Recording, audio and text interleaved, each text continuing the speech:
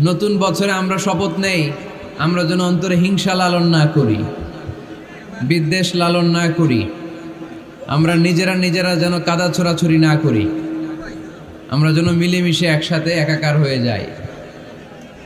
আল্লাহ তুমি কবুল করো, আমরা পড়ি আমিন।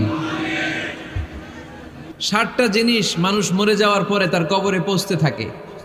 ইন্না মিম্মা ইয়ালহাকুল মুমিন মিন হাসানাতিহি বা'দা মাউতিহি, মানুষ মরে যাওয়ার পরেও যে 60টা জিনিস তার কবরে পৌঁছায় তার মধ্যে একটা হচ্ছে মসজিদান বানাহু, সে যে মসজিদ বানিয়ে গিয়েছে ওই মসজিদের সওয়াব। সুবহানাল্লাহ পড়েন।